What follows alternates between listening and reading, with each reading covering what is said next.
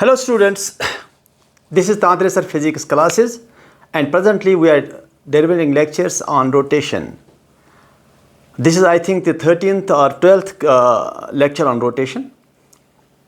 हमने स्टार्ट किया from basics और बेसिक्स से लेकर के हमने angular velocity, angular acceleration, then we did moment of inertia, then torque, then angular momentum, वो सारा कुछ हमने किया है। और अगर आपको याद होगा पहला लेक्चर जो था हमारा, मैंने आपको बताया सेंटर ऑफ मास का डेफिनेशन। जब मैंने आपको एक्सप्लेन किया, मैंने कहा कि if you apply force on A rigid body and that rigid body has rotational motion and translational motion both, जो आपने फोर्स दिया उससे बॉडी रोटेट भी हो सकती है। उस सूरत में ऐसा मत समझो कि बॉडी का एक्सेलरेशन F/m है।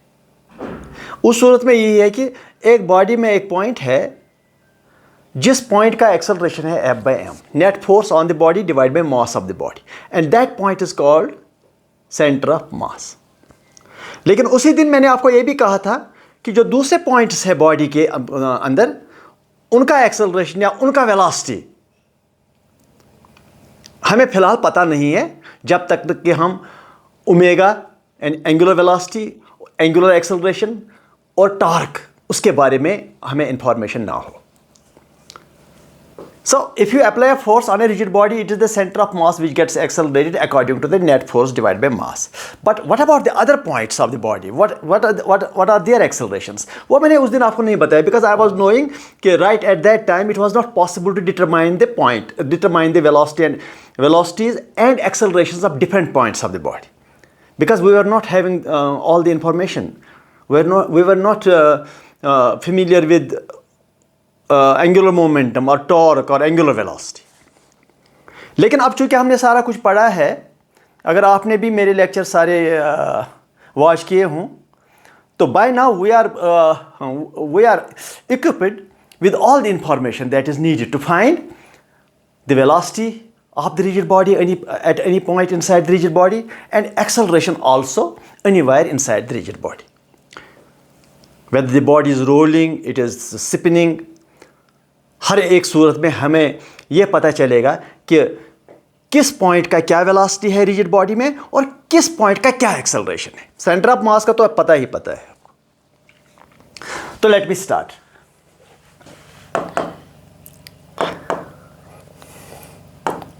Point number 1, this is let me take it is a sphere और it may be a disc, and it is, let me suppose it is rolling with angular velocity omega and the center of mass velocity is Vc. What is the velocity of the center of mass? Vc. What is the relation between Vc and omega in rolling? That is already, you know that Vc is equal to r omega, where r is the radius of the sphere or a cylinder or a disk. What is the velocity of the point of contact in rolling? Velocity of point of contact? 0. You must know that.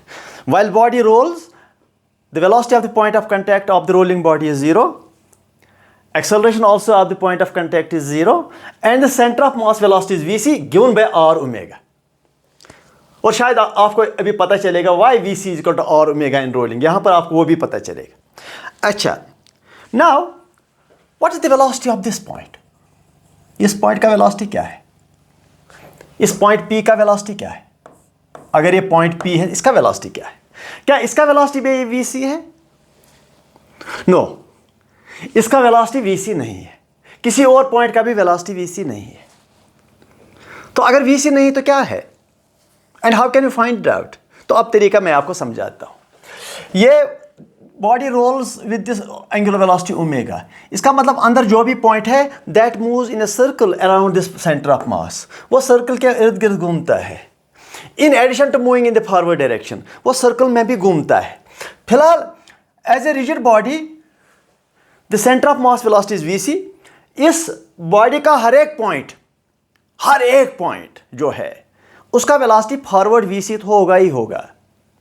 तो इस point का भी velocity forward में VC है। जो इस centre of mass का velocity है वो इस पॉइंट का भी है velocity in the forward direction, because after all the body moves as a whole. तो इस पॉइंट का भी वेलोसिटी है वीसी, मगर in addition to this VC velocity ये जो पार्टिकल है ये सर्कल के इर्द गिर्द भी घूमता है, इस सेंटर के इर्द गिर्द भी घूमता है, और उस वजह से इसको टेंजेंशियल वेलोसिटी भी मिल जाता है। और वो टेंजेंशियल वेलोसिटी जो इसका है v tangential, that is equal to how much, that should be equal to, अगर ये r डिस्टेंस है, स्मॉल r के डिस्टेंस पर ये पॉइंट है, तो that vt is equal to small r omega. That is what you already know, small r omega is the velocity of this point tangentially. तो अब इस पॉइंट का टोटल वेलोसिटी क्या है, वेक्टर सम, अगर theta is the angle between vc and vt, then it is the vector sum of these velocities. तो पहली बात यह है कि रिजिड बॉडी का हर एक पॉइंट का जो वेलोसिटी है वो vc तो होगा ही होगा, in addition to that it has a other component of velocity, that is tangential velocity. तो ये आपको जानना पड़ेगा। अगर सेंटर ऑफ मास का जो वेलोसिटी है वो हर एक पॉइंट का वेलोसिटी पहले वो होता ही होता है, लेकिन ये सेंटर ऑफ मास जो है इसका वेलोसिटी सिर्फ vc होता है, एडिशन में नहीं, क्योंकि सेंटर ऑफ मास का जो पॉइंट है वो सर्कल में नहीं घूमता है। जो दूर दूर पॉइंट्स होते हैं वो सर्कल में घूमते रहते हैं सेंटर ऑफ मास के इर्द गिर्द। ये समझो बस का वेलोसिटी है सपोज 60 किलोमीटर पर आवर, जो बस के अंदर होते हैं ये बस का वेलोसिटी है, ये बस के अंदर पैसेंजर्स है, बस के अंदर जो पैसेंजर्स है उनका 60 किलोमीटर वेलोसिटी होता है 60 किलोमीटर पर आवर के हिसाब से। लेकिन अगर उठकर कोई पैसेंजर डांस करता है तो उसका वेलोसिटी 60 किलोमीटर पर आवर तो होगा ही होगा, plus dancing velocity. So it is something like, you see, all these particles are in a bus and the bus is moving with vc, and these particles have also dancing velocity around the center of mass. तो कभी वो dancing velocity add हो जाएगा, कभी वो subtract भी हो सकता है। देखो आफ्टर ऑल ये जो वेलोसिटी ऑफ पॉइंट P है that is vector sum vc plus vt vector, और अगर मैग्नीट्यूड निकालना है तो that is root of, yes, how do you add two vectors, vc square plus vt square plus twice vc vt cos of theta, angle between these two, खत्म। अच्छा, अब आप मुझे बताइए यहां पर क्या वेलोसिटी है टॉप पर। एक तो vc है ही, vc तो है ही, प्लस टेंजेंशियल इसी ओर एक तो ये कैपिटल R सेंटर से कितना दूर है पॉइंट R एंड ओमेगा, तो यहां पर वेलोसिटी सिंपली हो जाएगा vc प्लस r ओमेगा, क्योंकि दोनों एक ही डायरेक्शन में हैं इसलिए एड ही हो जाएगा, यहां वेक्टर एडिशन करने की जरूरत ही नहीं है। अब यहां पर मुझे बताइए वेलोसिटी क्या है, जो point which touch the ground, आपको पता है वो जीरो है, अदरवाइज रोल नहीं करेगा। लेकिन यहां से हम देखेंगे कैसे जीरो हो गया। पहले इस पॉइंट का वेलोसिटी आगे की ओर तो होगा ही vc, अब चूंकि ये ओमेगा ऐसे है क्लॉकवाइज, तो यहां टेंजेंशियल वेलोसिटी पीछे की ओर है, कितना है पीछे की ओर टेंजेंशियल वेलोसिटी, देखो यूं clockwise particles move like this and यहां का पार्टिकल यूं पीछे की ओर, तो कितना r ये वाला डिस्टेंस एंड ओमेगा। अब ये vc और ये r ओमेगा इक्वल है, तभी तो ये पॉइंट आया जीरो वेलोसिटी पर, तभी तो आया जीरो वेलोसिटी पर, तो तभी आया जब ये वेलोसिटी और इस वेलोसिटी के बराबर है। तो अगर जीरो हो गया तो समझ लो ये तो हो गया कंडीशन फॉर रोलिंग, तो इसीलिए ये कंडीशन फॉर रोलिंग हो जाता है, क्योंकि पॉइंट ऑफ कांटेक्ट जो है, the point of contact should have zero velocity, therefore this forward velocity that is vc should be equal to r omega. तो अब यह आपको समझ आया how to find the velocity of different points inside the rigid body. Rigid body का हर एक point पहले इसका वेलोसिटी vc होता ही होता है इन द फॉरवर्ड डायरेक्शन, प्लस होता है because any point inside the rigid body also moves around in a circle around the centre of मास, तो उस वजह से उसको टेंजेंशियल वेलोसिटी ऐड करना पड़ेगा। यहाँ तो सब्ट्रैक्ट हो गया, यहाँ ऐड हो गया, और जगहों पर ये वेक्टर एडिशन हो जाएगा। चलो मैं एक दो जगहों पर ये निकाल कर देता हूँ। ये देखो यूँ, सपोज मुझे ये है VC, मुझे यहाँ निकालना है वेलोसिटी। इस पॉइंट का वेलोसिटी आगे की ओर तो होगा ही, आगे की ओर VC तो होगा ही, इस पॉइंट का वेलोसिटी आगे की ओर VC, और चूँकि ओमेगा ये है तो इस वजह से इसको यूँ वेलोसिटी मिलेगा, और कितना आर ओमेगा, बिकॉज ये आर दूर है, omega is the angular frequency, ये 90 का एंगल हो गया। तो बताइए what is V of this point P, root of yes VC square plus R square omega square, answer. इसलिए आप यहाँ पर भी निकाल सकते हैं, इस पॉइंट का वेलोसिटी VC तो होगा ही होगा, और ये क्लॉकवाइज यूँ ऐसे आर ओमेगा का वेलोसिटी। अब इन दो का वेक्टर सम, अब यहाँ वेलोसिटी, यहाँ सर्कल डालना पड़ेगा, ये टेंजेंट हो गया, ये टेंजेंशियल वेलोसिटी हो गया VT, और ये आगे की ओर VC। अब करो theta angle between VC and VT, अब थीटा जो होगा उसी हिसाब से वेक्टर सम हो जाएगा, VC square plus VT square plus twice VC VT cos of angle between the two. लेकिन कहीं कहीं एंगल 90 है, यहाँ एंगल 0 है और यहाँ एंगल 180 है, इसलिए यहाँ सब्ट्रैक्ट हुआ, यहाँ ऐड होता है इंटरनल वेलोसिटी जो होता है टेंजेंशियल वेलोसिटी, यहाँ वेक्टर सम, यहाँ वेक्टर सम। तो इस तरह से जब बॉडी कोई रोल होता है तो उसके अंदर जो पॉइंट्स है उसका उनको वहाँ का वेलोसिटी, उन पॉइंट्स का वेलोसिटी निकालने का ये तरीका है। लेकिन यह भी हो सकता है कि एक बॉडी मूव कर रही है, इसका सेंटर ऑफ मास का वेलोसिटी है और स्पिन कर रही है, रोल नहीं कर रही है, उसमें सिर्फ एक ही बात है उसमें सिर्फ आर ओमेगा जो है that is not equal to VC, बाकी सब यही है। फिर भी दिखाता हूँ, हैव ए लुक, फिर मैं दिखाता हूँ। ये है एक रिजिड बॉडी, इस रिजिड बॉडी का जो सेंटर ऑफ मास वेलोसिटी वो VC है और ये ओमेगा से रोटेट कर रही है, लेकिन it may not be on the ground to roll, और it may be even on the ground but it is not rolling, it is skidding, it is slipping. इसका मतलब इस पॉइंट का वेलोसिटी है, मतलब 0 नहीं है, इस पॉइंट का वेलोसिटी 0 नहीं है। तो उस सूरत में बताइए यहाँ वेलोसिटी क्या है। एक तो फॉरवर्ड में है ही VC, टेंजेंशियल जो है दैट इज आर ओमेगा, ये वाला आर ओमेगा टेंजेंशियल वेलोसिटी, तो इनका निकालना पड़ेगा। अब यहाँ इस पॉइंट का velocity it is VC forward, वो तो हर एक का होता है VC forward. If you are in a bus is moving with some velocity, bus के अंदर जो भी है उसका वेलोसिटी VC पहले होगा, लेकिन बस के अंदर अगर आप खड़े हो गए और सर्कल में घूमना शुरू किया तो आपका वेलोसिटी एडिशन में बनेगा। तो your total velocity super imposition of VC plus your velocity, उनको सुपर इंपोज करना पड़ेगा थ्रू वेक्टर एडिशन।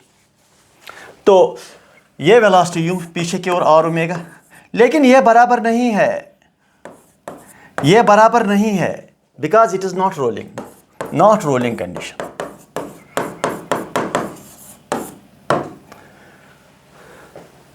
तो अब एक और चीज मैं बताना चाहूंगा, have a look.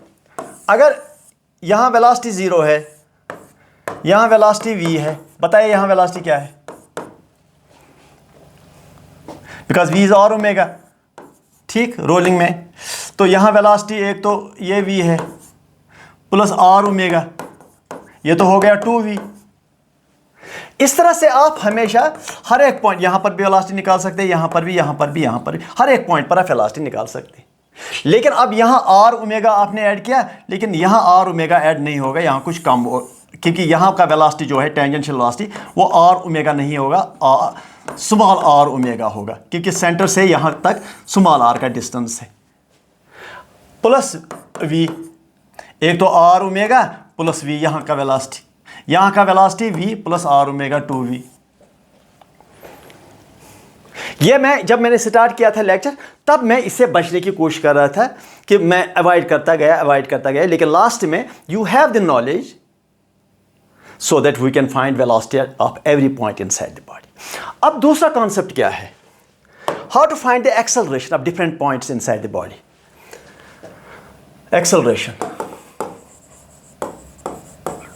acceleration of different points।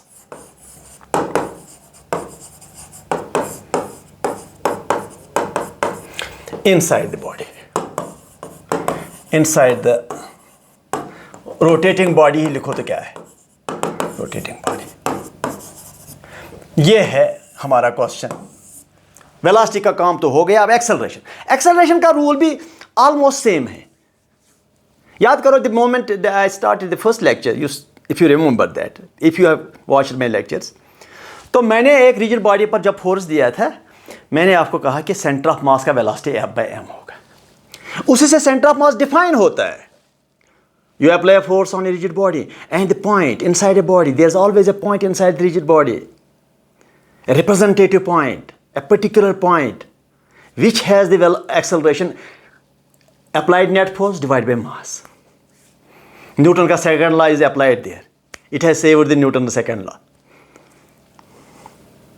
लेकिन फिर मैंने वही बताया कि जो बाकी पॉइंट्स है उनका एक्सेलरेशन निकालने के लिए हमारे पास अभी नॉलेज नहीं है, and we should avoid that at that point of time. I told you we should avoid it right now. लेकिन अब क्योंकि हमारे पास एंगुलर मोमेंटम का भी हमने कॉन्सेप्ट सीखा, टॉर्क का भी कॉन्सेप्ट सीखा, टेंजेंशियल एक्सेलरेशन का भी कॉन्सेप्ट सीखा जो मैंने आपको बताया, एंगुलर एक्सेलरेशन का भी कॉन्सेप्ट आपको सिखाया मैंने। अगर आप सारे लेक्चर अच्छी तरह से देखोगे, पूरा एक एक करके, ये 12-13 लेक्चर है, और 13 लेक्चर अगर आप देखोगे तो 2 ही दिन में सारे लेक्चर आप देख सकते हो, और 2 ही दिन में सारे आपके कॉन्सेप्ट क्लियर हो जाएंगे। ये मैंने बहुत सिस्टमेटिक तरीके से किया है। Every time students ask me, sir आप सिस्टमेटिक कीजिए। अरे यार, रोटेशनल डायनेमिक्स को स्टार्ट से एक लेक्चर वो लिखा है, lecture number 1, lecture number 2, lecture number 3, lecture number 4, और अब ये लेक्चर देने के बाद मैं एप्लीकेशन भी बताऊंगा। What are the applications now, उसमें भी एग्जांपल्स दे दूंगा मैं, और फाइनली फिर प्रॉब्लम सेट भी करेंगे। प्रॉब्लम सेट में भी 2-4 लेक्चर होंगे, और फिर PYQs भी होंगे। So it's a whole lot of things, पूरा स्पेक्ट्रम मैंने आपको बता दिया है। लेकिन आप बीच में कोई, अभी अगर किसी ने ये लेक्चर देखा पहली बार तो शायद उसको कन्फ्यूजन होगा कि ये सब कैसे हो जाता है। ठीक, ओके। तो ये एक स्फीयर है, या कोई रिजिड बॉडी ले लो, वाई स्फीयर, एक रिजिड बॉडी ले लो। पहले मैं यही रोलिंग की बात ही करूंगा। और इस रिजिड बॉडी में मैंने क्या किया है, मैंने यहां फोर्स दिया है, ऐसे फोर्स दिया है, और इसका मास m है, और ये सेंटर है। अभी आप मुझे बताइए, जो आपका नॉलेज पहले ही है, whatever knowledge you have, मेरे लेक्चर्स के थ्रू ही या कहीं और भी आपने लेक्चर वॉच किए हों, उनके माध्यम से, उनके सपोर्ट से आप क्या आंसर दे सकते हैं इस सेंटर ऑफ मास का एक्सेलरेशन क्या होगा, acceleration of centre of mass. Everybody will give me the answer, sir that will be F/m। Centre of mass का acceleration clear, F/m, because whatever force you apply on the rigid body, it is the center of mass which will get accelerated according to Newton's second law, or Newton's second law can be applied to the center of mass. It is the center of mass which gets accelerated. ऐसा नहीं कि center of mass का mass होता है, mass तो सारी body का है, center of mass का acceleration होता है। वो कभी पॉइंट, वो मैथमेटिकल पॉइंट है, स्पेस पॉइंट भी हो सकता है, मैथमेटिकल पॉइंट भी हो सकता है। ऐसा नहीं कि वहाँ कोई पार्टिकल बैठा है तो उसका एक्सेलरेशन, ये पॉइंट है। अच्छा, तो ये ठीक है। अब मुझे चाहिए, ये फोर्स है, अब मुझे चाहिए एक्सेलरेशन इस पॉइंट का, इस पॉइंट का, अंदर पॉइंट का, यहाँ पॉइंट का, इस पॉइंट का, इस पॉइंट का, इस पॉइंट। मुझे वो इन डिफरेंट पॉइंट्स का एक्सेलरेशन मुझे कहाँ से मिलेगा? Where from I get the acceleration of different points of a rigid body which I have been avoid till date. इन 12-13 लेक्चरों में पहली बार मैं ये टैकल कर रहा हूँ ये प्रॉब्लम। अच्छा, चलो ठीक है, ओके, दैट इज गुड। पहली बात ये है, रोलिंग की बात ही कर रहा हूं मैं। यह सेंटर, इसका एक्सेलरेशन है AC = F/m, और F आपने यहां अप्लाई किया, आगे लेकर के यूं इसका फोर्स एक्सिस है, और समझो कि ये A है और ये सेंटर है। A is the distance between the centre of mass and the force axis. ये डिस्टेंस का मतलब इंपॉर्टेंट होता है, distance between what, the point and the force line. Force line पर एक परपेंडिकुलर डालना होता है, जिस पॉइंट के अबाउट आपको टॉर्क निकालना है, तो वही डिस्टेंस का, तो अगर टॉर्क लिया जाए, what is the torque? F into this a. वो मैंने बताया how to find torque in simplest possible way. Multiply that force and that distance which are perpendicular. ये फोर्स और ये डिस्टेंस परपेंडिकुलर है। एक फोर्स एक्सिस लिया और उस पॉइंट, जिस पॉइंट के अबाउट आपको टॉर्क निकालना हो, उस पॉइंट से परपेंडिकुलर ड्रॉप किया, या उस पॉइंट से शॉर्टेस्ट डिस्टेंस डाला फोर्स लाइन पर, वही हो गया। ये फोर्स और ये शॉर्टेस्ट डिस्टेंस मल्टीप्लाई करना है, that will give you the torque. अच्छा, अब टॉर्क का डायरेक्शन क्या है ये भी तो बताइए। ये जो ए है, इसका टेल हमेशा कहाँ होता है? पॉइंट पर। जिस पॉइंट के अबाउट आपको टॉर्क निकालना हो, इस ए या इस रेडियस वेक्टर या इस डिस्टेंस या इस डिस्प्लेसमेंट का जो टेल है वो सी पर रखना पड़ेगा और आगे जाकर हेड बनाओ। इस फोर्स का भी हेड आगे है, तो अब टॉर्क किस डायरेक्शन में है? क्लॉकवाइज, ऐसे, मतलब इनवर्ड्स क्रॉस करके इनवर्ड्स होगा टॉर्क का डायरेक्शन। ऐसे देखो, यूं inwards. Curl your fingers in the direction of the arrow and watch where the thumb goes. अपने फिंगर्स जो है उसको कर्ल कीजिए एरो के डायरेक्शन में और थंब को स्ट्रेच करके, और देखो थंब किस ओर जाता है। जिस ओर थंब जाएगा उसी ओर टॉर्क है। मतलब टॉर्क इज परपेंडिकुलर, मतलब it will try to rotate the body in this plane. इस प्लेन में रोटेट होने की कोशिश करेगा, लेकिन उसका हमने लिया है torque is inwards, arbitrary direction है। ठीक, चलो, अच्छी बात है। लेकिन मसला वही है कि मुझे यहाँ इस पॉइंट का एक्सेलरेशन चाहिए। इस पॉइंट का अगर मिला तो हर एक पॉइंट का मिलेगा। अगर ये पॉइंट है, कोई और पॉइंट भी ले लो, उसका भी मिलेगा, रिप्रेजेंटेटिव पॉइंट। ऐसा आप नहीं कह सकते सर या इस पॉइंट का निकाला, अब इस पॉइंट का निकाल कर दीजिए। वैसे मैं इस पॉइंट का निकालूंगा, फिर इस पॉइंट का भी निकालूंगा और इस पॉइंट का भी निकालूंगा और लगे हाथ यहाँ पर भी निकालूंगा, ताकि आपको थोड़ा सा प्रैक्टिस हो जाए। अच्छा, तो इस पॉइंट का एक्सेलरेशन निकालने के लिए उससे पहले कुछ करना पड़ेगा। We have to do something before I can find. लेकिन एक बात बताऊं याद रखने के लिए, इस पॉइंट का एक्सेलरेशन एक कंपोनेंट होगा एक्सेलरेशन का आगे की ओर, वो होगा ही होगा AC।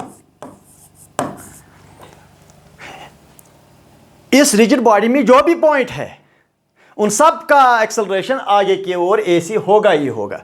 लेकिन in addition to that there is one more acceleration जो हमें ढूंढने की कोशिश करनी है। लेकिन कम से कम अगर सेंटर ऑफ मास का एक्सेलरेशन कुछ है, तो बाकी पॉइंट्स जो भी इस रिजिड बॉडी में है उनका एक्सेलरेशन फॉरवर्ड की ओर एक कंपोनेंट होता ही है। अब हमें दूसरे कंपोनेंट की बात करनी है। इस पॉइंट को सेंटर ऑफ मास के बगैर जो पॉइंट्स हैं उनके दो एक्सेलरेशंस होते हैं जिनको कंबाइन करना पड़ेगा। दो कंपोनेंट्स होते हैं जिनको कंबाइन करना पड़ेगा, लेकिन सेंटर ऑफ मास का एक ही होता है, वही है AC। क्योंकि वो सेंटर ऑफ मास किसी और के इर्द गिर्द नहीं रोटेट करता है, वो तो खुद पॉइंट है जिसके इर्द गिर्द सारे पॉइंट्स रोटेट करते रहते हैं। अच्छा, तो इसके लिए मुझे पहले इस फोर्स का टॉर्क निकालना है, that is F into A। और वो टॉर्क का डायरेक्शन क्या है, वो सेंस क्या है? वो टॉर्क का सेंस है क्लॉकवाइज। इसका मतलब इस टॉर्क की वजह से ये इसका एंगुलर एक्सेलरेशन इस डायरेक्शन में होगा, अल्फा। वो एंगुलर एक्सेलरेशन होगा, यानी कि एंगुलर वेलोसिटी चेंज होगा इसका। तो एंगुलर एक्सेलरेशन कितना होगा? That will B torque bye moment of inertia about the centre of मास। ठीक, अच्छा, अगर अल्फा हमें निकला, ये निकालने के बाद अल्फा भी निकला, चलो वो तो निकलता ही रहेगा, लेकिन I will concentrate on alpha. तो अगर अल्फा दिया, हमें मिला अल्फा एंगुलर एक्सेलरेशन, और वो एंगुलर एक्सेलरेशन हर एक पॉइंट का सेम होता है। इस पॉइंट का भी एंगुलर एक्सेलरेशन सेम है, इस पॉइंट हर एक पॉइंट का angular acceleration means change in angular velocity. Angular velocity जो है वो चेंज हो जाएगा। Angle cut in 1 second, that will change, and initially it will cut less angle in more time. Now it will cut more angle in less time. That means angular velocity will increase. जो इसका radius vector है वो ऐसे rotate करता है, लेकिन now it will fast rotate, and that means the angular acceleration. तो अब अल्फा जो है एंगुलर एक्सेलरेशन, तो इसकी वजह से टेंजेंशियल एक्सेलरेशन प्रोड्यूस होगा AT, that is alpha into small r. Small r is the distance from the center. अगर सरफेस पर ही आपको टेंजेंशियल एक्सेलरेशन निकालना है तो इस सरफेस इस स्मॉल आर को कैपिटल आर लिखना है बस। और what is the tangential acceleration of the centre of mass point, उसका स्मॉल आर 0 है because that is at the centre of mass point. So इसका मतलब AT is 0 for which point, for the point which is at the centre. और point जो है वहाँ are तो होगा ही, इस पॉइंट के लिए आर तो है, इस पॉइंट दूरी तो है, इस पॉइंट के लिए अच्छा खासा कैपिटल आर है, इस पॉइंट के लिए अच्छा खासा कैपिटल आर है, यहाँ पर भी अच्छा खासा कैपिटल आर है। ठीक, तो अब crux of the matter is now जो इस बॉडी के पॉइंट्स है उनको टेंजेंशियल एक्सेलरेशन मिला, किस वजह से, टॉर्क की वजह से। और वो टेंजेंशियल एक्सेलरेशन होगा in addition to the translational acceleration of the centre of mass. जो हर एक पॉइंट का एक्सेलरेशन AC है, उस एक्सेलरेशन से बढ़कर और एक एक्सेलरेशन है, that is tangential acceleration. That tangential acceleration is alpha r। Where from you get alpha? From the torque. Where from you get the alpha? Torque by moment of inertia. ठीक, okay. अच्छा, तो अब वक्त आ गया है, मैं यहां इस पॉइंट का एक्सेलरेशन निकालूंगा। पहले अल्फा का डायरेक्शन देखो, तो टेंजेंशियल एक्सेलरेशन का भी सर्कल डाल दिया, तो ये है टेंजेंशियल एक्सेलरेशन AT, कितना, अल्फा, और कितना दूर है यहाँ R, अल्फा R, ये है। अब मुझे बताइए इस पॉइंट P का क्या एक्सेलरेशन है। AC तो था ही, अब ये एडिशन में एक्सेलरेशन मिला, तो acceleration of point P is equal to vector that is AC vector plus alpha AT vector. अगर मैग्नीट्यूड चाहिए तो that is AP vector magnitude is equal to root of AC square plus AT square plus 2AC AT cos of theta, angle between them. ठीक, अब बताइए यहां का acceleration क्या है इस पॉइंट का। AC तो है ही, plus what, alpha R,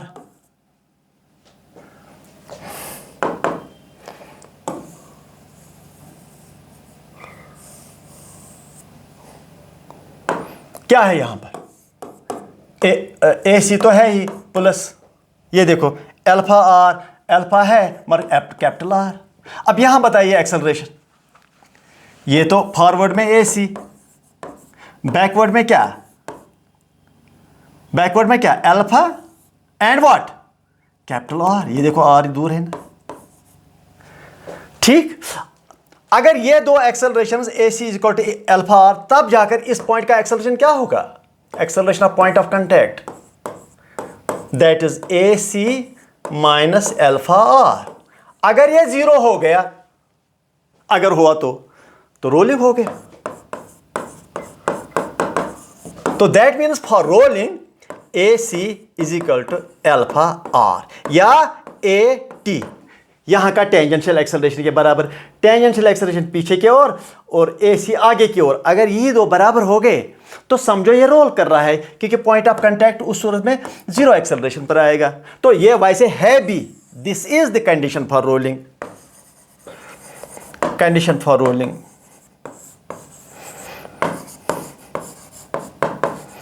this is the condition for rolling, no doubt about that. अगर रोलिंग नहीं है, स्लिपिंग है, स्किडिंग है, स्पिनिंग है, तब जाकर ये AC अल्फा R के बराबर नहीं होगा, क्योंकि तब जाकर हमें ये जरूरत नहीं है कि पॉइंट ऑफ, ये जो यहाँ पॉइंट है बॉटम पर जो पॉइंट है, इसका एक्सेलरेशन, नेट एक्सेलरेशन 0 हो, तब जरूरत नहीं है। इस पॉइंट का एक्सेलरेशन तब 0 होना चाहिए जब ये रोलिंग का कंडीशन है। तो रोलिंग के कंडीशन में AC is equal to alpha R। अच्छा, यहां पर बताइए, यहां आगे की ओर AC ऐसे स्पिन कर रहा है, तो ऊपर की ओर AT, तो निकालिए अब root of AC square plus AT square. यह तब हुआ जब रोटेशन, एंगुलर एक्सेलरेशन इस ओर है। लेकिन कभी कभी अगर यही फोर्स नीचे की, यहां पर मैं दूंगा नीचे की ओर, तो यही टार्क उल्टा प्रोड्यूस करेगा। उल्टा टार्क प्रोड्यूस करने का मतलब यह है कि ये जो AT यहां पर है, ये उल्टा हो जाएगा, यहां पर भी उल्टा हो जाएगा, यहां पर भी उल्टा हो जाएगा। तो वो देखना पड़ेगा ये जो टेंजेंशियल एक्सेलरेशन है ये AC को सपोर्ट करता है कि अपोज करता है, ये tangential acceleration angular acceleration clockwise हो या एंटी क्लॉकवाइज हो, वो उस पर डिपेंड करेगा। So in this way this is a technique जो मैंने आपको सिखाया, इससे आपको हर एक पॉइंट का एक्सेलरेशन पता चलेगा। लेकिन हर एक पॉइंट का एक्सेलरेशन बताने के लिए या इसको डिटरमाइन करने के लिए आपको जो आपने फोर्स अप्लाई किया उस फोर्स की वजह से कितना टॉर्क प्रोड्यूस हुआ, उस टॉर्क की वजह से कितना एंगुलर एक्सेलरेशन प्रोड्यूस हुआ, एंगुलर एक्सेलरेशन प्रोड्यूस हुआ तो फिर टेंजेंशियल एक्सेलरेशन कितना प्रोड्यूस होगा उससे। When you have an equation tangential acceleration is equal to r alpha, how much distant from the center into angular acceleration. I hope you understood this lecture, and we will continue to go for the applications for on rotational dynamics. Thank you.